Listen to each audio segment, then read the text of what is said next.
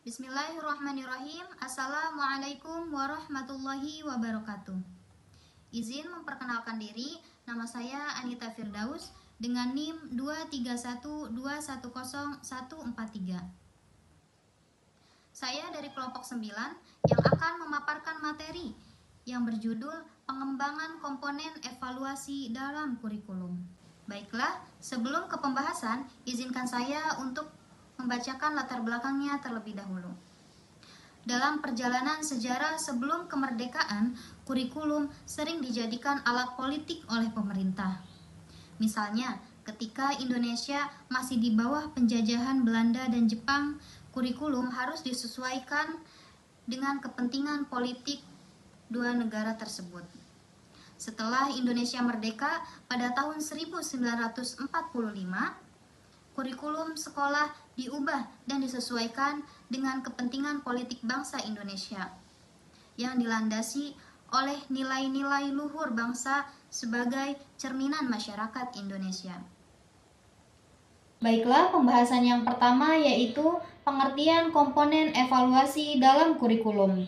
Evaluasi merupakan salah satu komponen kurikulum. Dalam pengertian terbatas, evaluasi kurikulum dimaksudkan untuk memeriksa tingkat ketercapaian tujuan-tujuan pendidikan yang diwujudkan melalui evaluasi kurikulum.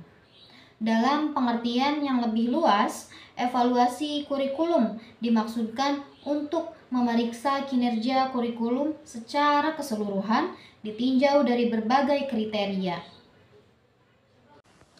Pada bagian lain, dikatakan bahwa luas atau tidaknya suatu program evaluasi kurikulum sebenarnya ditentukan oleh tujuan diadakannya evaluasi kurikulum. Apakah evaluasi tersebut ditujukan untuk mengevaluasi keseluruhan sistem kurikulum atau komponen-komponen tertentu saja dalam sistem kurikulum tersebut. Salah satu komponen yang sangat penting yang perlu dievaluasi adalah berkenaan dengan proses dan hasil belajar siswa.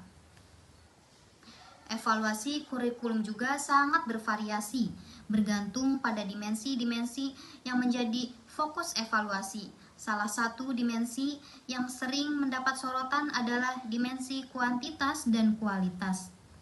Instrumen yang digunakan untuk mengevaluasi dimensi kuantitas berbeda dengan dimensi kualitatif.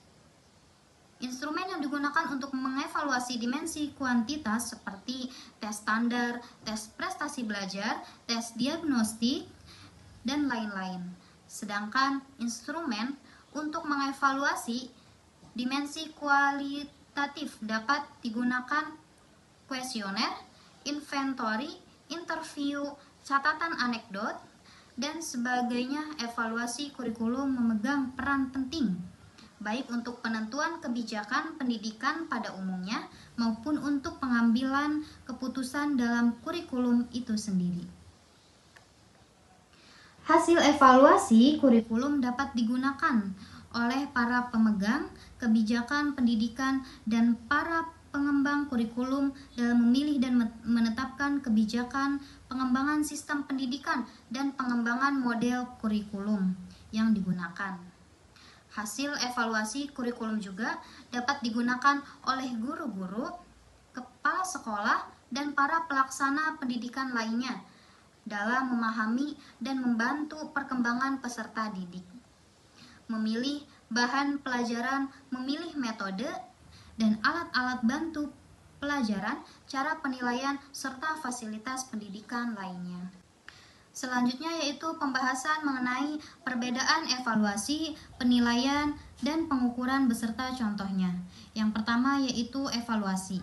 Evaluasi adalah proses sistematis untuk menentukan nilai atau kualitas suatu program, proyek, atau kegiatan. Evaluasi bertujuan untuk menentukan apakah suatu program atau kegiatan telah mencapai tujuan yang diinginkan. Contohnya yaitu evaluasi program pelatihan guru untuk meningkatkan kualitas pengajaran. Yang kedua yaitu penilaian. Penilaian adalah proses menentukan nilai atau kualitas suatu objek, orang, atau kegiatan berdasarkan kriteria tertentu. Penilaian bertujuan untuk menentukan apakah suatu objek atau kegiatan memenuhi standar atau kriteria yang telah ditetapkan. Contohnya yaitu penilaian kinerja guru berdasarkan kriteria seperti kemampuan mengajar, kemampuan berkomunikasi, dan kemampuan mengelola kelas. Dan yang terakhir yaitu pengukuran. Pengukuran adalah proses menentukan besaran atau jumlah suatu objek atau kegiatan berdasarkan satuan atau skala tertentu. Pengukuran bertujuan untuk menentukan seberapa besar atau beberapa banyak suatu objek atau kegiatan. Contohnya yaitu pengukuran tinggi badan siswa untuk menentukan apakah mereka telah mencapai standar tinggi badan yang sehat. Pembahasan selanjutnya yaitu mengenai fungsi, peran, dan tujuan dan manfaat dalam evaluasi kurikulum. Yang pertama yaitu fungsi. Fungsi evaluasi kurikulum yang pertama dikemukakan oleh Taylor tahun 1949. Ia menyebutkan bahwa hasil evaluasi adalah untuk memperbaiki kurikulum.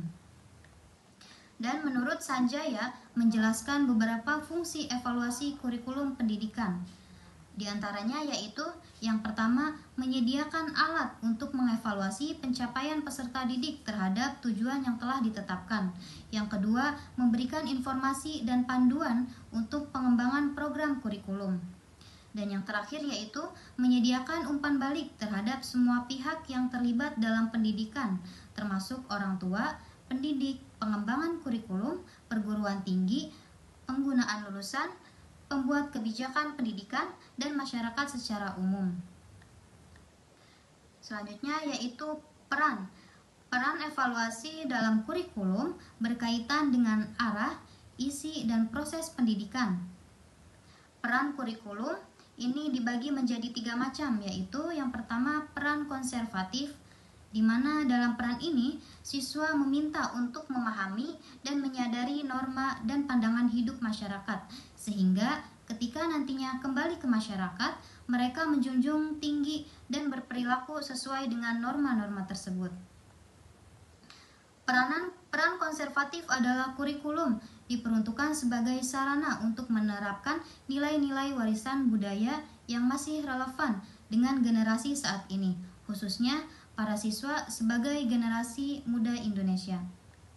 Yang kedua yaitu peran kreatif. Peran yang kedua ini, kurikulum dituntut untuk memiliki peran kreatif, di mana kurikulum harus berisikan tentang hal-hal yang dapat membantu siswa untuk dapat mengembangkan potensinya. Dan yang ketiga yaitu peran kritis dan evaluatif, di mana peran yang ketiga ini menjelaskan kurikulum harus berperan dalam menyelesaikan dan mengevaluasi segala sesuatu yang dianggap bermanfaat untuk kehidupan anak didik. Ketiga peran kurikulum di atas, baik peran konservatif, peran kreatif, serta peran kritis dan evaluatif diharapkan dapat berjalan sesuai dengan harmonis agar dapat memenuhi tuntutan keadaan. Jika tidak ada, akan menyebabkan peranan kurikulum persekolahan menjadi tidak optimal. Selanjutnya yaitu tujuan evaluasi dalam kurikulum. Evaluasi kurikulum pada dasarnya bertujuan untuk menilai sejauh mana program kurikulum dapat mencapai tujuan yang telah ditetapkan. Tujuan tersebut menjadi acuan bagi semua komponen yang ada dalam kurikulum. Evaluasi kurikulum memiliki tujuan untuk mengukur pencapaian kurikulum, yaitu sejauh mana kurikulum dapat diimplementasikan serta mengevaluasi efisiensi, efektivitas, manfaat, dan dampak berkelanjutan yang dihasilkan oleh suatu kurikulum. Menurut pakar Purwanto dan Atwi menyatakan ada 3 tujuan dilakukannya evaluasi kurikulum, diantaranya yaitu yang pertama, mengukur tercapainya tujuan dan mengetahui hambatan-hambatan dalam pencapaian tujuan kurikulum. Yang kedua yaitu mengukur dan membandingkan keberhasilan kurikulum serta mengetahui potensi keberhasilannya. Dan yang ketiga yaitu menentukan kegunaan kurikulum, keuntungan, dan kemungkinan pengembangannya lebih lanjut. Selanjutnya yaitu manfaat evaluasi dalam kurikulum. Manfaat evaluasi dalam kurikulum ini ada 3, yaitu yang pertama meningkatkan kualitas pendidikan. Kurikulum yang baik dapat membantu meningkatkan kualitas pendidikan dengan menyediakan standar yang jelas dan konsisten. Yang kedua yaitu membantu siswa mencapai tujuan pembelajaran. Kurikulum yang dirancang dengan baik dapat membantu siswa dapat mencapai tujuan pembelajaran yang telah ditetapkan. Dan yang terakhir yaitu mengembangkan kemampuan siswa. Kurikulum yang baik dapat membantu mengembangkan kemampuan siswa seperti kemampuan berpikir kritis, kemampuan berkomunikasi, dan kemampuan bekerja sama.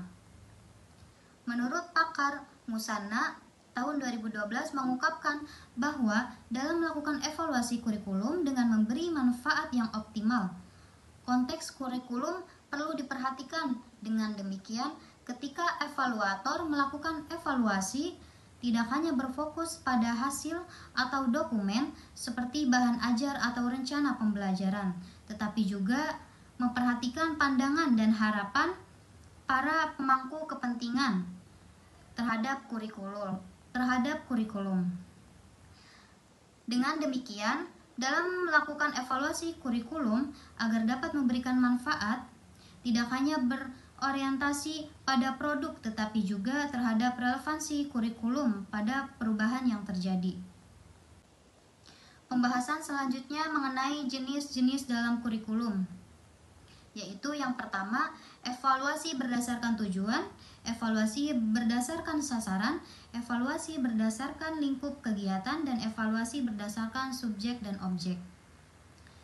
Yang pertama yaitu evaluasi berdasarkan tujuan. Evaluasi berdasarkan tujuan memiliki beberapa poin. Yang pertama, evaluasi diagnostik, evaluasi selektif, evaluasi penempatan, evaluasi formatif, evaluasi sumatif. Yang pertama, evaluasi diagnostik, yaitu evaluasi yang digunakan untuk menganalisis faktor-faktor dan penyebab kekurangan peserta didik.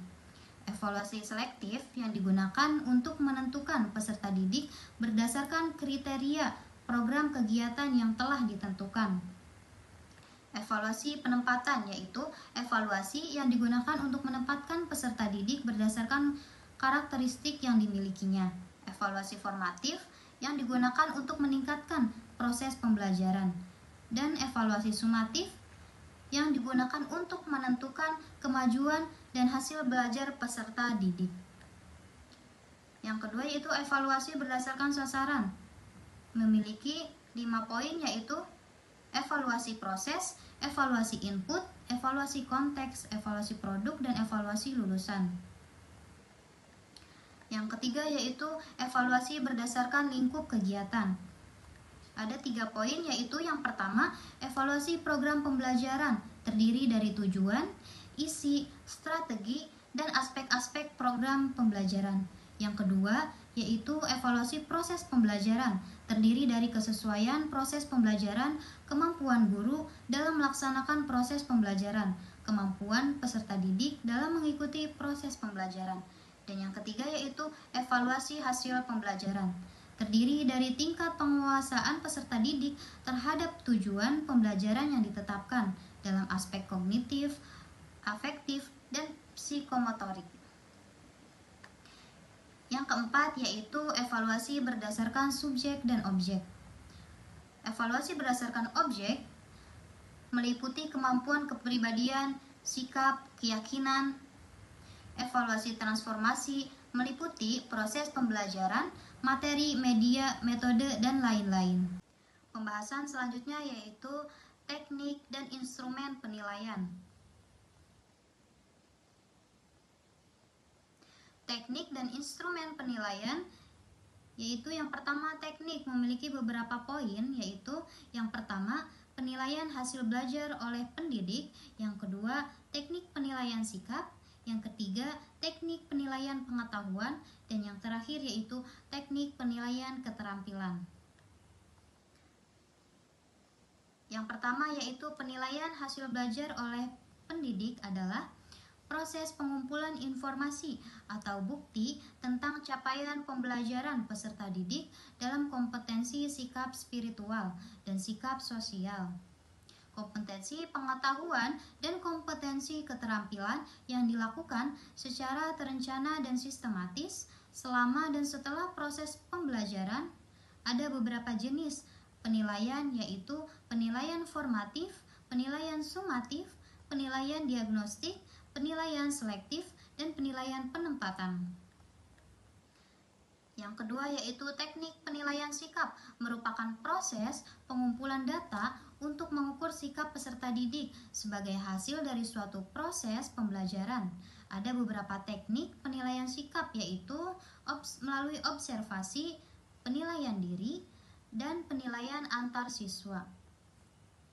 Yang ketiga yaitu teknik penilaian pengetahuan, merupakan cara mengukur penguasaan peserta didik yang mencakup pengetahuan faktual, konseptual, dan prosedural dalam berbagai tingkat proses berpikir. Beberapa teknik penilaian pengetahuan antara lain tes tulis, tes lisan, dan penugasan. Dan yang terakhir yaitu teknik penilaian keterampilan, adalah cara mengukur peserta didik dalam menerapkan pengetahuan untuk melakukan tugas tertentu di dalam berbagai macam konteks yang dapat dilakukan dengan beberapa cara, yaitu melalui penilaian untuk kerja, proyek, dan penilaian produk. Selanjutnya yaitu instrumen evaluasi. Model-model evaluasi kurikulum di muka memerlukan instrumen pengumpulan data sebagai dasar-dasar evaluasi kurikulum. Bagian berikut memaparkan beberapa alternatif pendekatan sebagai instrumen pengumpulan data evaluasi, yaitu tes dan non-tes. Jadi instrumen evaluasi itu terdapat 2 poin, yaitu yang pertama yaitu evaluasi tes dan evaluasi non-tes. Yang pertama yaitu tes. Instrumen evaluasi yang berbentuk tes adalah berupa tes pilihan ganda, tes benar atau salah, tes jawaban pendek, tes pencocokan, tes peta konsep, pertanyaan esai, tes subjektif, dan asesmen diri. Yang kedua yaitu non-tes. Instrumen evaluasi yang berbentuk non-tes adalah berupa kuesioner, interview, diary dan log, skala peringkat, daftar cek, observasi, analisis karya siswa, diskusi, asesmen performa, asesmen autentik, portofolio, dan proyek.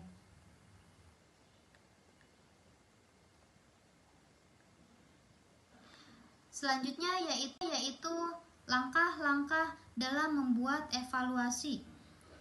Menurut pakar Ana Sudijono, evaluasi dapat dilakukan tepat waktu dan menghasilkan temuan yang memadai jika dilakukan secara bertahap. Proses pembelajaran di antaranya adalah menetapkan tujuan, memilih desain evaluasi, membuat alat evaluasi, mengumpulkan data, menginterpretasikan dan mengevaluasinya, serta menindaklanjuti.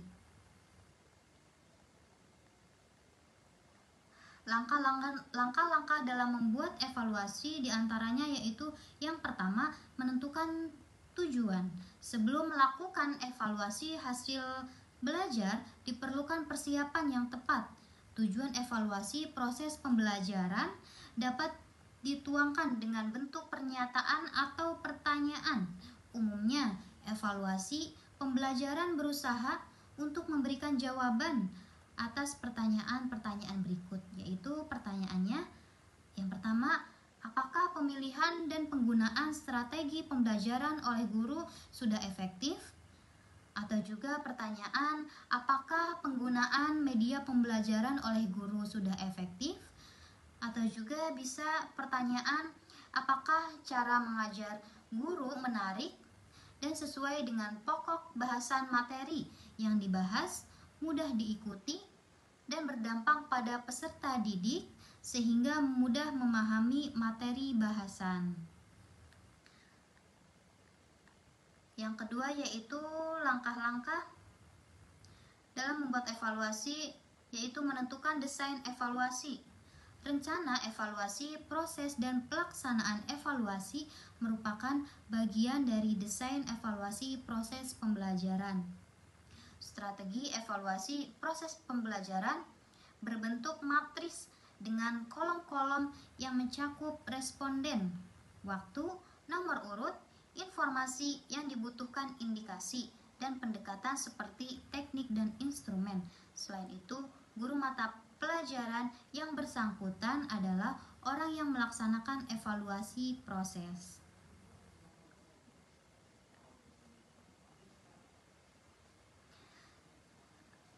Langkah-langkah dalam membuat evaluasi yang ketiga yaitu melakukan verifikasi data. Sebelum diproses lebih lanjut, data yang diperoleh harus disaring. Penyaringan sering disebut sebagai verifikasi data atau penelitian data. Tujuan dari verifikasi data adalah untuk membedakan antara data yang buruk dan baik, yaitu membantu dalam memperoleh keakuratan sehingga dapat lebih memahami individu atau kelompok yang sedang dievaluasi. Langkah-langkah dalam membuat evaluasi selanjutnya yaitu mengelola dan menganalisis data. Tujuan dari pengolahan dan analisis data adalah untuk memberikan konteks atau makna mendalam bagi informasi yang dikumpulkan selama upaya penilaian. Prosedur statistik dapat digunakan untuk menangani dan menganalisis data. Beberapa contoh dari pendekatan ini termasuk menghitung rata-rata, standar deviasi, menilai korelasi, dan mengumpulkan serta mengatur data melalui tabel atau diagram grafis. Langkah selanjutnya yaitu memberikan interpretasi dan menarik kesimpulan. Proses penafsiran data dari evaluasi pembelajaran melibatkan penempatan makna yang ditemukan dalam data yang telah diproses dan dianalisis ke dalam kata-kata. Beberapa kesimpulan dapat ditarik dari interpretasi data penilaian. Tentu saja, tujuan evaluasi harus disertakan dalam kesimpulan yang diambil dari temuan-temuan yang ada.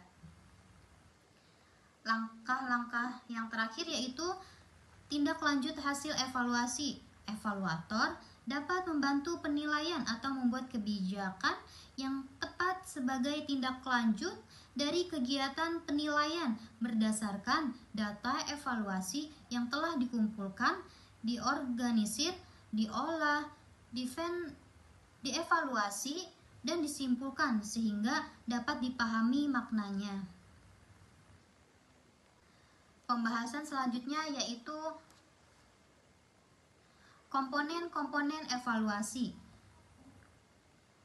Menurut beberapa referensi yang ada, komponen kurikulum dapat dibedakan menjadi 4 komponen, yaitu yang pertama komponen tujuan, yang kedua komponen materi, yang ketiga komponen strategi, yang keempat komponen evaluasi.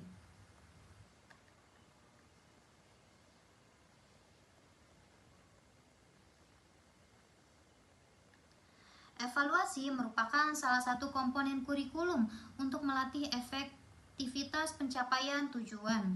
Dalam konteks kurikulum, evaluasi dapat berfungsi untuk mengetahui apakah tujuan yang telah ditetapkan telah tercapai atau belum. Evaluasi juga digunakan sebagai umpan balik dalam perbaikan strategi yang ditetapkan.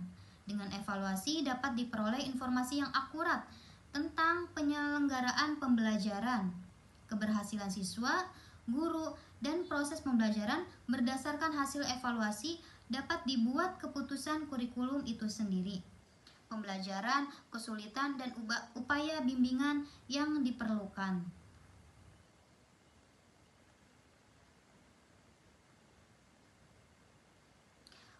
Komponen evaluasi yaitu tujuan evaluasi, menentukan apa yang ingin dievaluasi dan mengapa evaluasi tersebut dilakukan. Yang kedua yaitu komponen materi dan kriteria evaluasi, menentukan standar atau kriteria yang akan digunakan untuk menilai keberhasilan program pendidikan atau kurikulum.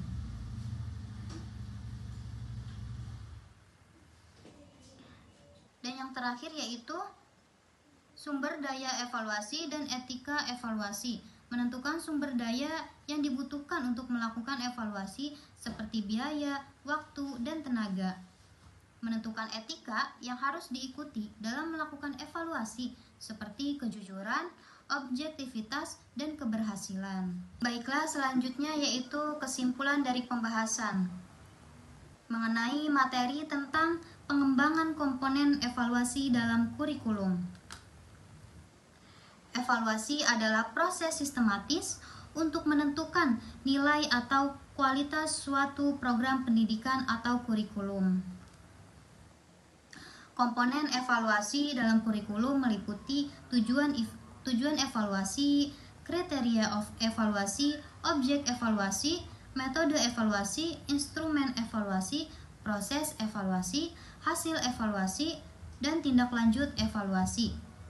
Pengembangan komponen evaluasi dalam kurikulum bertujuan untuk meningkatkan kualitas pendidikan dan memastikan bahwa program pendidikan atau kurikulum telah mencapai tujuan yang diinginkan.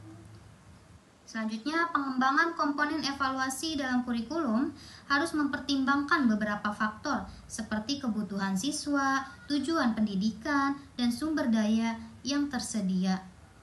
Yang terakhir yaitu pengembangan komponen evaluasi dalam kurikulum harus dilakukan secara sistematis dan terstruktur dengan melibatkan semua pihak yang terkait seperti guru, siswa, dan orang tua. Dengan demikian, pengembangan komponen evaluasi dalam kurikulum dapat membantu meningkatkan kualitas pendidikan dan memastikan bahwa program pendidikan atau kurikulum telah mencapai tujuan yang diinginkan. Mungkin itu saja yang bisa saya sampaikan. Kurang lebihnya mohon maaf. Wassalamualaikum warahmatullahi wabarakatuh.